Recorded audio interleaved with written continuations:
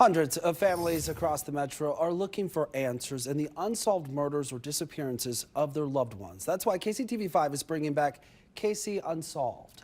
The Kansas City Crime Commission works with over 150 city and county and federal agencies in our area, and we're working with them to identify cases desperately in need of new clues. KCTV5's Betsy Webster begins with the story of Rocky Gross. It's been 8 months since someone hit and killed Rocky Gross. It's created a ripple effect that has led to a second death in the family. When they talked with us, they said this is their final push. The waiting has just been too painful. He was just overly in love with life, very humble. Shonda Gross and Andrea Grow are tired of wondering who killed their father. Like our entire lives were turned upside down. They're tired of hurting. It not only led to my father's death, but it also led to my mother's death. Rocky Gross was the kind of guy who made people feel special. Incredibly generous, active, involved. A doting husband, parent, and grandparent, he was on the sidelines at every one of the kids' games. Took them fishing. They called him Boompa. He volunteered with Habitat for Humanity and his church. The morning that this happened, he had been at Habitat climbing up and down ladders painting. My name is Detective White with the Kansas City, Missouri Police Department Traffic Investigation Section. The evidence file he's working with is slim.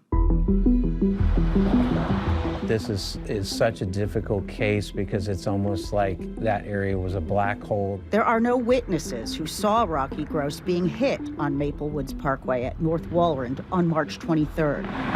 The only piece of video evidence they have is this neighbor's doorbell camera showing Rocky on his daily walk at 3:18 p.m. Our victim was captured on camera walking up this sidewalk and comes around this bush where he's captured, and then the video cuts off. He and the family have driven the area for months. Noting cars that have the front end damage, any type of front end damage. How many cars have you checked on, only to find out those aren't the ones? I would say well over 50 cars easily, maybe even close to 100 right now. Rocky's wife was determined to adapt to a new normal. Her heart was just absolutely broken to be without him after 50 years. She needed her husband's death certificate to get things in order, but an autopsy meant it would take months. Shonda and Andrea planned a family trip to get her mind off of things. She really wanted to see the Northern Lights, and so we had planned that trip with my sister and myself and my mom for September. And Mom died of cardiac arrest very unexpectedly the end of June. The doctor told them it was caused by her grief and her stress. Her death certificate arrived a week later. And then my father's death certificate arrived an hour later. The one thing that might have taken a piece of that stress away arrived too late. But it's not too late to give the rest of the family some peace and some answers. Somebody out there knows something. A tip would help. That's all we want. It's not going to give them closure, but it would give them some answers because right now they're in the dark. Get that heaviness off of your own heart and your own mind and just come forward with the truth. The usual reward for tips in a fatal hit and run is $2,000.